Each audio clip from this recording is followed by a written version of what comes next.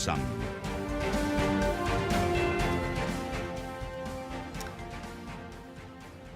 Y en estos días, específicamente 11 y 12 de enero, se realizó el Congreso Nacional Ordinario José Luis Figueroa Jorquera en su versión número 13 de la Central Unitaria de Trabajadores. Bueno, y en ese marco tenemos un contacto, agradecemos a esta hora con el secretario general de la CUT, Eric Campos. Bienvenido. Buenos días, Diana. Buenos días, Juanita. Buenos días, Eric. Buenos días. De entrada, ¿no? Preguntar cuáles fueron parte de estas principales conclusiones. Sabemos hay tema ahí que tiene que ver con negociación multinivel, con la reforma de pensiones que también está en la contingencia, además de diagnósticos entre lo que ha sido hasta ahora la relación con el gobierno, conversaciones por diversos temas y el rol del mundo privado.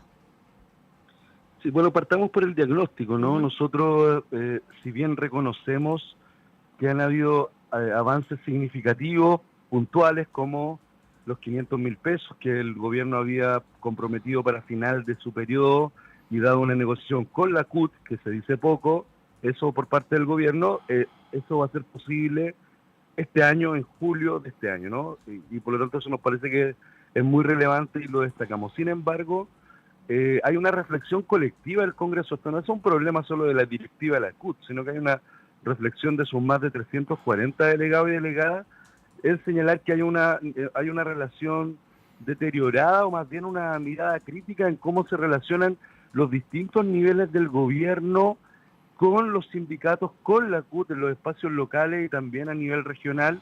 Y por eso el informe al Congreso de la CUT hablaba de una expresión de un mirar en menos por parte del gobierno. Creemos que el gobierno tiene que reflexionar más sobre los esfuerzos que hace para relacionarse con los trabajadores, con las trabajadoras, versus los esfuerzos que son de público conocimiento, hace para ir a conversar con los empresarios, tratar de convencerlos de sus posiciones.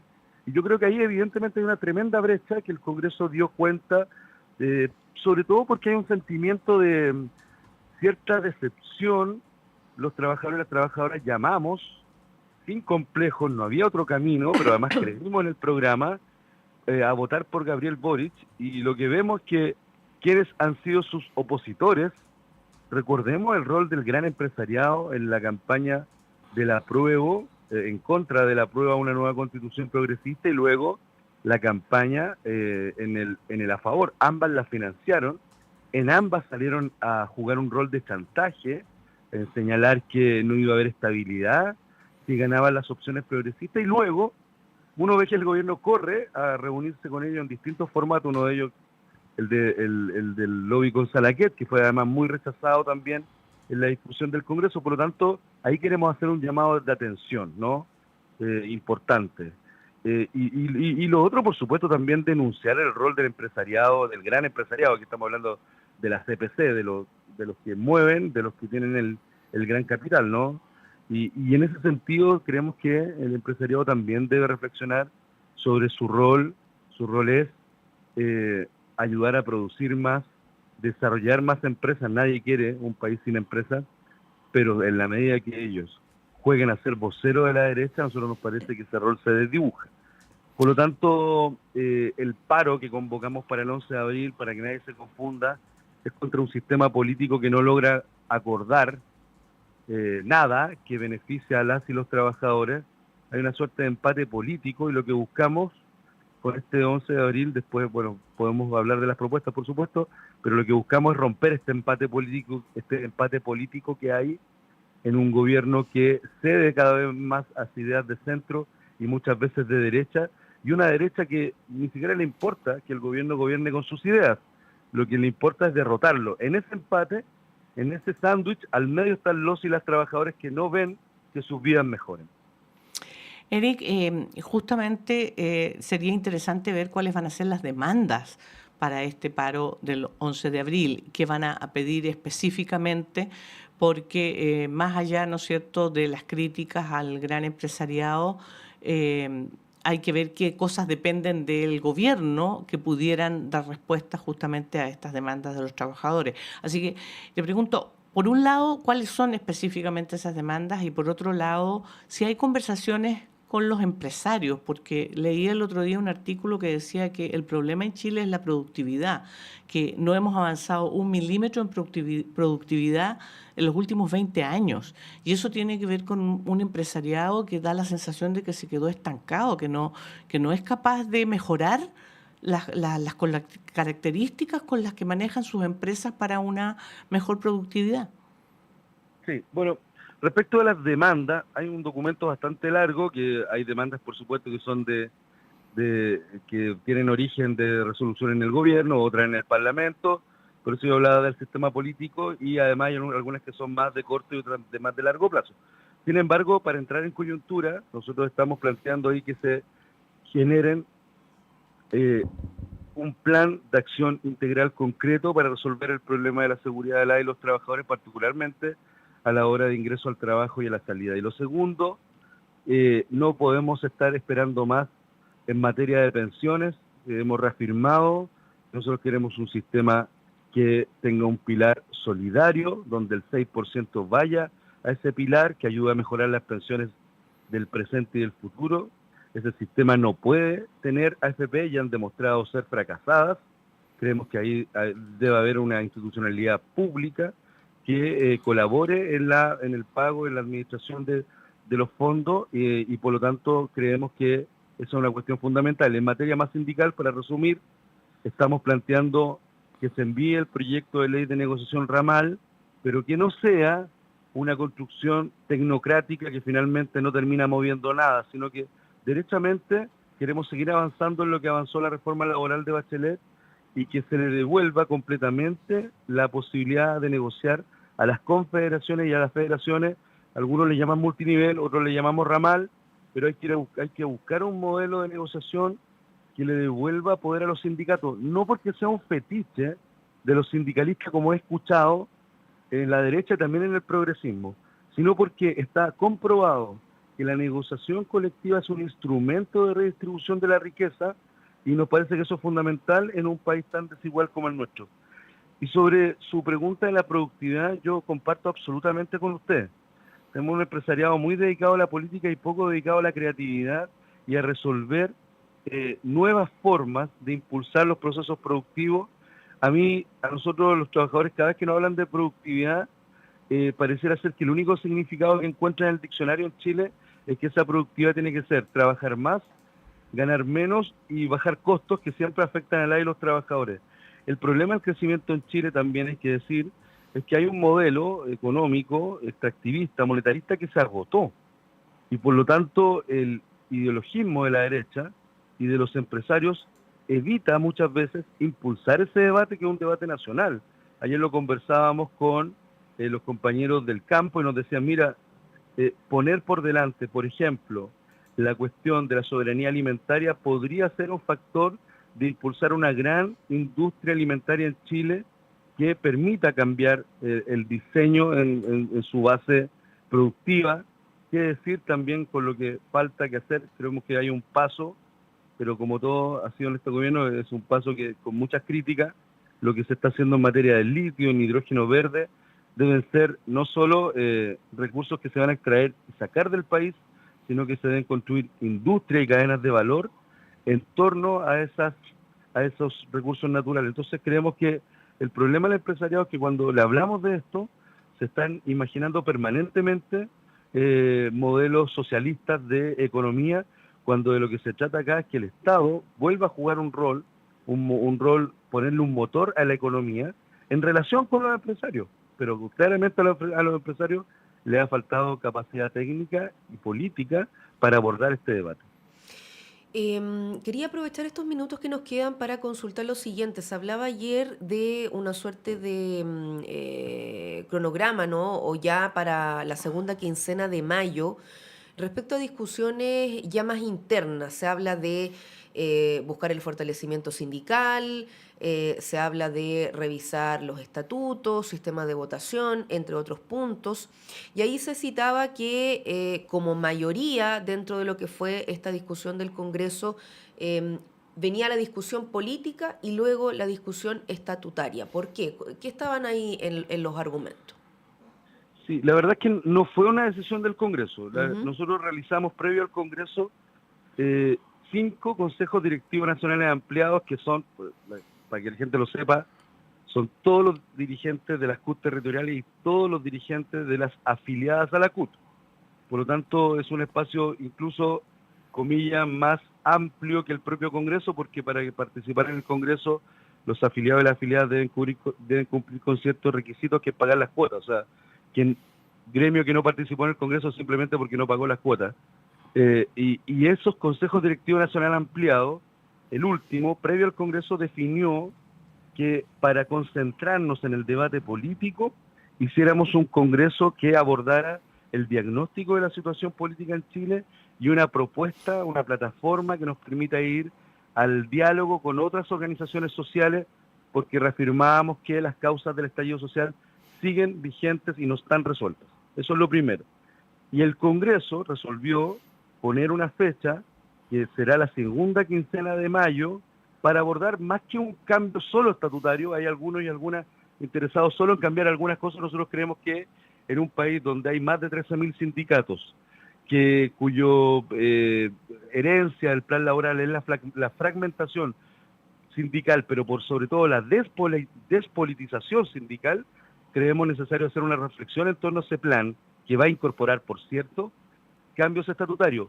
No vi ninguna opinión en el Congreso que transita hacia la idea de cambiar el sistema electoral. Nosotros tenemos un sistema electoral universal y no tengo registro de ninguna opinión que fuera en un sentido contrario. Lo que sí vi es un artículo del Diario Financiero 2 semanas previo al Congreso, donde hubo una serie de filtraciones que fueron parte del debate y que finalmente no lograron síntesis. Entonces, claro, acá lo importante es fortalecer el sindicalismo detrás de un objetivo político y no al revés, objetivo de solo ganar espacios de poder al interior de la CUT sin tener un objetivo político. Eso no le sirve a nadie, y por lo tanto por eso el Consejo Directivo Nacional Ampliado definió hacerlo de esta manera.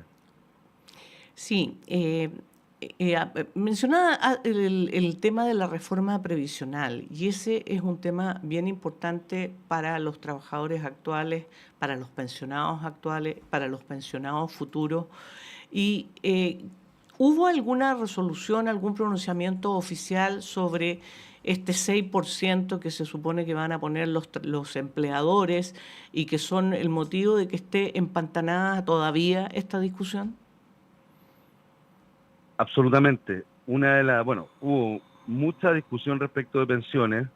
Nuestro gremio, nuestros sindicatos, en su mayoría participan en distintas instancias locales, participaron del movimiento No Más FP, por lo tanto muchos y muchas en sus alocuciones hicieron referencia a fortalecer los elementos de esa propuesta, pero en el debate de coyuntura, efectivamente no hubo ninguna palabra que fuera en un sentido contrario, que no fuera que el 6% debe ir al pilar solidario, porque primero no estamos de acuerdo con seguir fortaleciendo a las AFPs como sistema de administración de pensiones, pero además porque tenemos la convicción, según varias intervenciones, lo que hemos leído, lo que hemos estudiado también, es que el 6%, que incluso pareciera ser todavía no suficiente, pero esa cifra debe ir de manera absoluta al pilar solidario o al seguro social, dado que eso va a asegurar que las pensiones actuales, que son las que necesitamos que suban ya, la de nuestras personas mayores, todos tenemos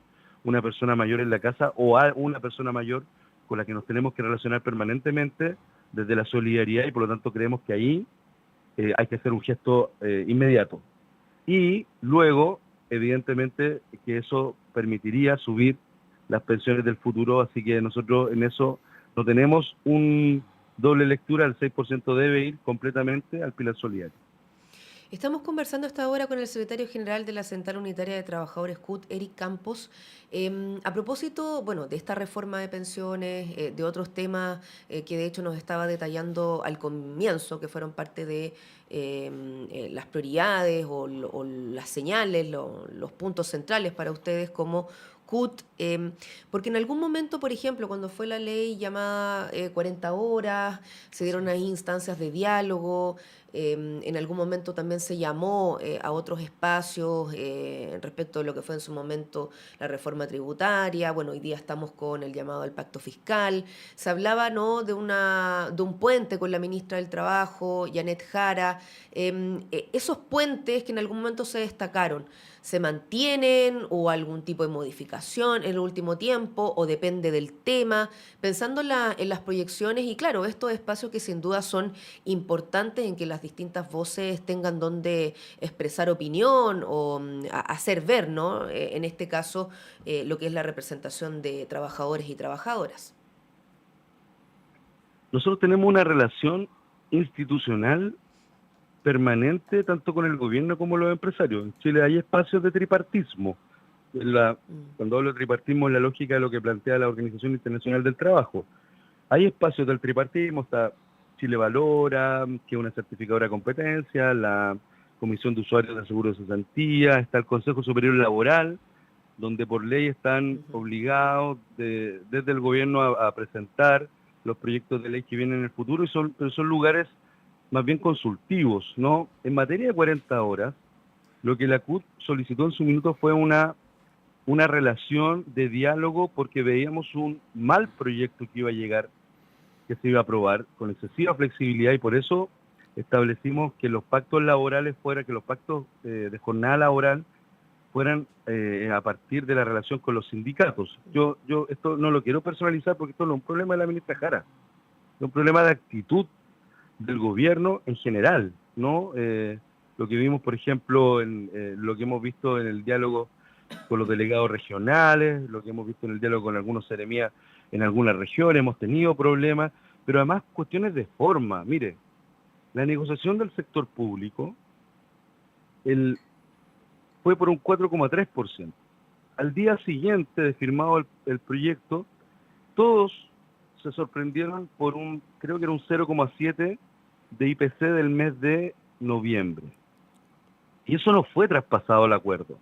Sin embargo, el acuerdo fue utilizado por parte del gobierno para meter leyes misceláneas que nosotros nunca hubiésemos estado de acuerdo, como la ley de salvataje a las ISAPRES, o peor aún, que se subiera el salario semanas después a ministros al 4,8%. Entonces, nos parece que esa forma de relacionarse, esas brechas de confianza que se establecen, hacen parte, ¿no?, de la crítica en la relación que tenemos con el gobierno.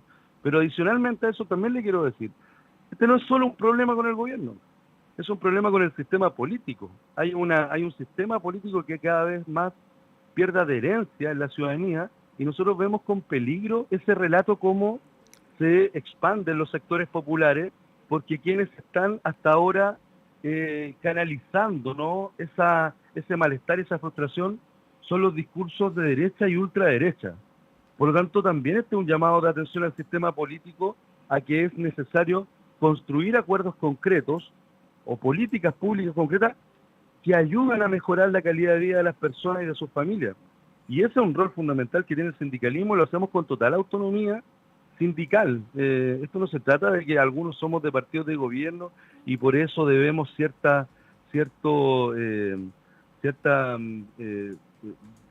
relación preferencial con el gobierno. No podemos militar en partido, eso no es contradictorio con defender lo principal, que es las necesidades, los intereses de los trabajadores y las trabajadoras. Eric Campos, secretario general de la Central Unitaria de Trabajadores, estuvo conversando con nosotros esta mañana. Le agradecemos muchísimo que se haya contactado y será hasta una próxima oportunidad.